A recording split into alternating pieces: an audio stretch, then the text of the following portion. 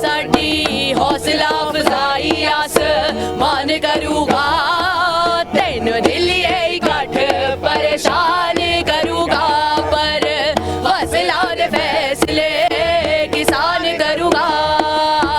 हम सब छोटे छोटे कण हैं, दाने हैं, और हम सब इनकलाबी है, तो दाना दाना इनकलाब। देखिए, अब मेन स्ट्रीम मीडिया में आंदोलन को कैसे दिखाया जाता है। अब हम जो लोग आए दिन प्रोटेस्ट में जा रहे हैं, हमें पता है ना कि यहाँ कितना प्यार है। जाहिर सी बात है कि हम सब यहाँ हैं तो मतलब अपनी फ्यूचर को सिक्योर करने के लिए हमें ये देखना पड़ेगा कि इन कानूनों से किसका फ़ायदा है और किसका नुकसान है, तो फिर पता चल जाएगा कि किसे परेशानी है और किसे नहीं है। अब तो मतलब इंटरनेशनल मीडिया भी बता रही है कि ये ह्यूमन हिस्ट्री में सबसे बड़ा आंदोलन है। कुछ ऐसे लोग जिन्होंने अपनी ज़िंदगी में अपने शहर के अलावा कोई शहर नहीं देखा होगा, वो भी आए हैं। केरला से लोग आए हैं। बात हमारे हक़ की है, बात सभी की है। हो सके तो ये यहीं रुक जाए, ये जो एक नई हवा चली है हमारे देश में, ये यहीं थम जाए।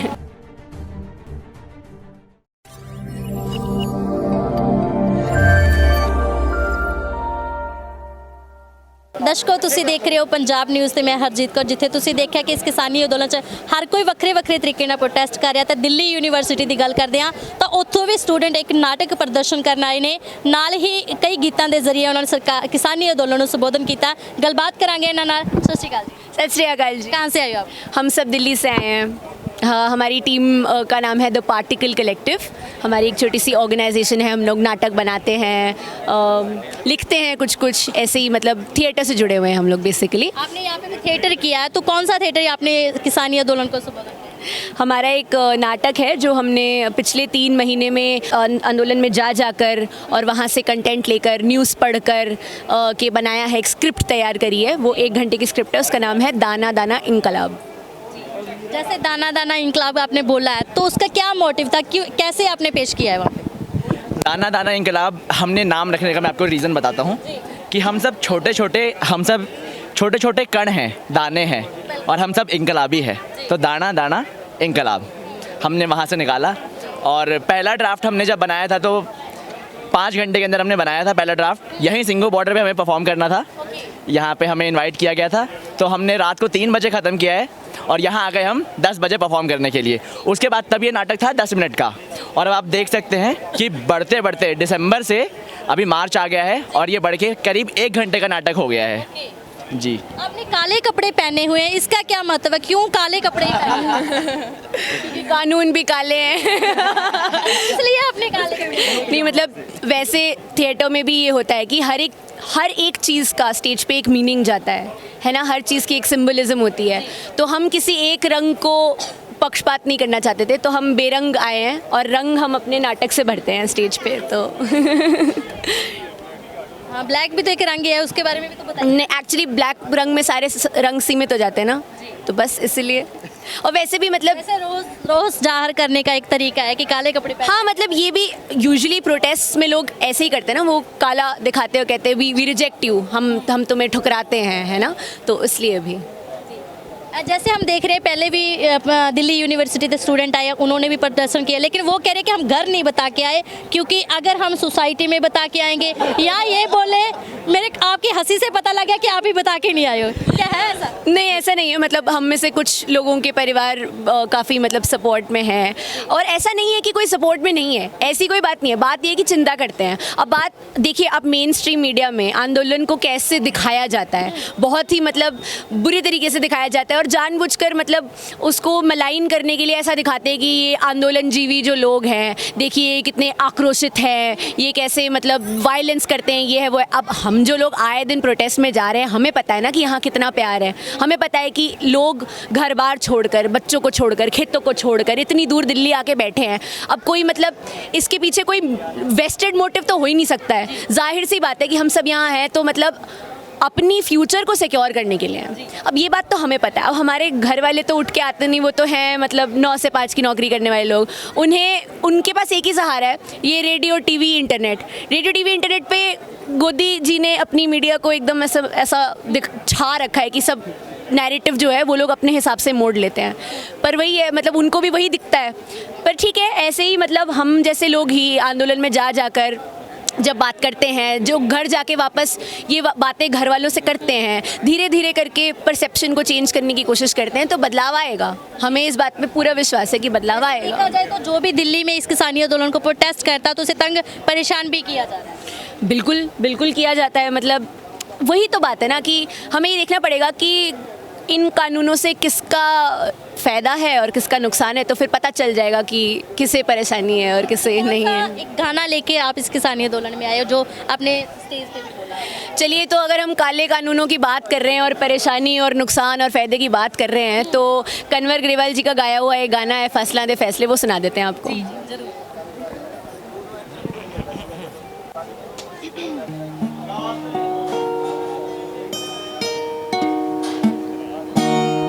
कोई कलम तिखी, कोई जुबान करूँगा,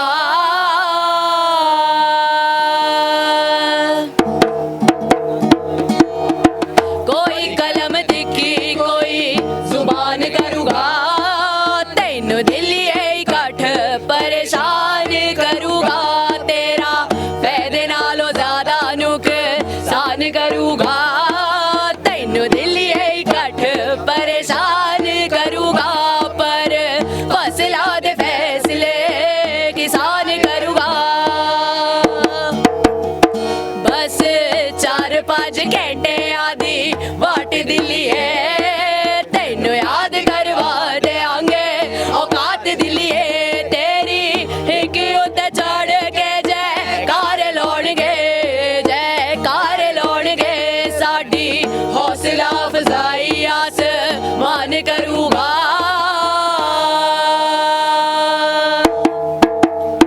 साडी हौसला अफजाई आसमान करूँगा, तेनू दिल्ली इकट्ठ परेशान करूँगा, पर फैसला दे फैसले किसान करूँगा, फैसला दे फैसले, फैसला दे फैसले, फैसला दे फैसले किसान करूँगा। क्या नाम है जी आपका? मेरा नाम श्रुति है।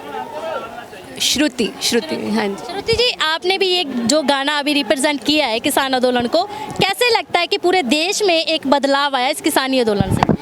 मुझे लगता है कि बहुत ज़रूरी था एक्चुअली ये करना। मतलब इससे पहले ऐसा नहीं है कि आंदोलन हुए नहीं है इस देश में, मगर अब तो मतलब इंटरनेशनल मीडिया भी बता रही है कि ये ह्यूमन हिस्ट्री में सबसे बड़ा आंदोलन है।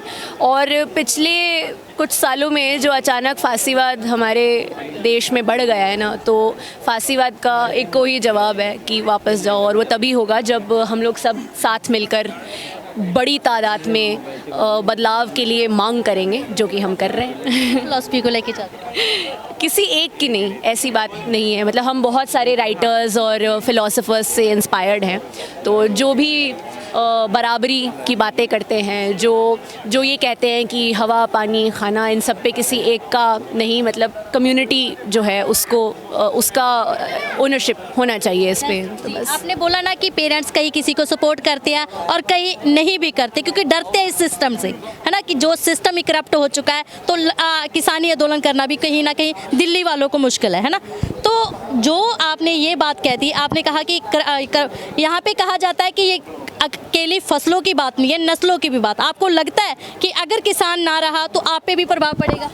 बिल्कुल पड़ेगा। खाना तो सभी खाते हैं, और बात मतलब जब खाने तक की आ गई है, और जाहिर सी बात है ये आंदोलन ना सिर्फ किसानों का है, ना सिर्फ पंजाब या हरियाणा का है, ना सिर्फ इसमें फसलों की बात है या इन 3 कानूनों की बात है।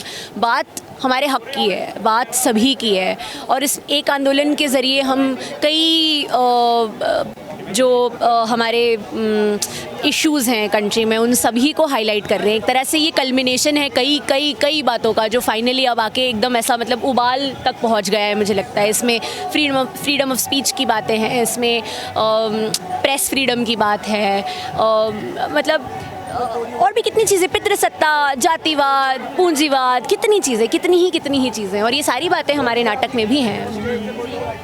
जैसे आपने देखा है, चाहे कोई रवि दिशा हो चाहे नवदीप हो ना, फिर जो भी इस किसानी आंदोलन को समर्थन करता है उनका FIR दर्ज कर दी जाती है, जहां उसके उठाकर गिरफ्तार करके जेल में फेंक दिया जाता है। ये सिस्टम के बारे में क्या कहना चाहेंगे? एक तरफ तो ये कहती है बेटी बचाओ बेटी पढ़ाओ, और दूसरी तरफ ये आप ही देख रहे हो कि एक औरत पे भी इतना अत्याचार हो रहा है, यहाँ की 6 साल की बच्ची को भी नहीं बख्शते, उसका भी रेप हो जाता है। जी बहुत निंदा करने लायक बात है ये, डेफिनेटली है। और इसमें कोई दो राय नहीं है कि इस वक्त सबसे मतलब ख़तरनाक एक दौर चला है जहाँ पर कि निंदा करना, सरकार की मतलब जोक भी करना, कटाक्ष भी करना, या सरल शब्दों में भी निंदा करना, या कुछ नहीं भी कहना, कई दफ़े तो सिर्फ किसी की आइडेंटिटी को भी उनके ख़िलाफ़ इस्तेमाल किया जाता है। और इसमें अब कोई दो राहें नहीं है कि देखिए ये पहले भी हो चुका है इस दुनिया में, हम सब ने देखा है कि ये हुआ है, जर्मनी में भी हुआ है, मतलब इससे ज़्यादा मैं और क्या हिंट दूँ, है ना।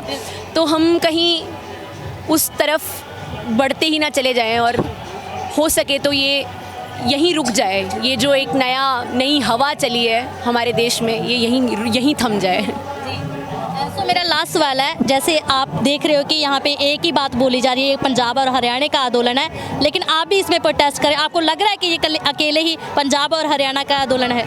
जी कहाँ, आप यहाँ से 10 कदम आगे बढ़ाइए, आपको हैदराबाद का कोई मिलेगा जिसने लाइब्रेरी खोली है, आपको तमिलनाडु से लोग मिलेंगे जो इतनी दूर सफ़र करके आए हैं किसी के भरोसे नहीं। कुछ ऐसे लोग जिन्होंने अपनी ज़िंदगी में अपने शहर के अलावा कोई शहर नहीं देखा होगा, वो भी आए हैं। केरला से लोग आए हैं, अभी कोलकाता में इलेक्शन आने वाला है, वहाँ भी आंदोलन पहुँचा है। यहाँ बात लोगों की है, यहाँ कौन किस कौम का है, किस शहर का है, कौन सी भाषा बोलता है, अब बातें इनमें अब हमें बांटा नहीं जा सकता है, जाहिर सी बात है। आपको लगता है कि अगर बिल रद्द हो जाते हैं, ये किसानी आंदोलन हम जीत जाते, तो पूरे देश में एक इनकलाब आएगा, एक क्रांति आएगी? जी ज़रूर, ये ज़रूरी भी है कि अगर ये आंदोलन को जीतना अब बहुत ज़्यादा ज़रूरी है किसानों के लिए और हम सब लोगों के लिए, तभी हम लोग इतना यूथ हम लोग आगे बढ़ के आ रहे हैं, परफॉर्म कर रहे हैं, और सभी लोग मिल के करेंगे तभी ये हो पाएगा। बहुत बहुत धन्यवाद आपका, सलाम करते हैं आपको, क्योंकि बहुत अच्छा आपने सॉन्ग हमें सुनाया। सो दर्शकों तुसीं देख सकते इस किसानी अंदोलन ਦੇ ਵਿੱਚ ਦਿੱਲੀ ਤੋਂ ਵੀ ਲਗਾਤਾਰ ਜਿਹੜੇ ਸਾਡੇ ਸਟੂਡੈਂਟ ਨੇ ਉਹ ਵੀ ਪ੍ਰੋਟੈਸਟ ਕਰ ਰਹੇ ਨੇ, ਇੱਕ ਆਪਣੇ ਜਜ਼ਬਾਤਾਂ ਨੂੰ ਰੱਖ ਕੇ ਇਸ ਕਿਸਾਨੀ ਅੰਦੋਲਨ 'ਚ, ਭਾਵੇਂ ਕਿ ਦਿੱਲੀ ਦੇ ਵਿੱਚ ਸਪੋਰਟ ਨਹੀਂ ਮਿਲ ਰਹੀ, ਦਿੱਲੀ ਦੇ ਲੋਕ ਆ ਜਿਹੜੇ ਉਹ ਇਸ ਪੂਰਨ ਤੌਰ ਤੇ ਇਸ ਕਿਸਾਨੀ ਅੰਦੋਲਨ ਨਾਲ ਨਹੀਂ ਜੁੜ ਸਕਦੇ, ਪਰ ਜਿਹੜੇ ਬੱਚੇ ਹੈਗੇ, ਨੌਜਵਾਨ ਪੀੜ੍ਹੀ ਹੈਗੀ ਹੈ, ਉਹ ਲਗਾਤਾਰ ਇਸ ਕਿਸਾਨੀ ਅੰਦੋਲਨ 'ਚ ਆ ਕੇ ਆਪਣੀ ਹਮਾਇਤ ਆ ਜਿਹੜੀ ਉਹ ਦੇ ਰਹੀ ਹੈ। ਸੋ ਬਣੇ ਰਹੋ ਪੰਜਾਬ ਨਿਊਜ਼ ਦੇ ਨਾਲ, ਧੰਨਵਾਦ।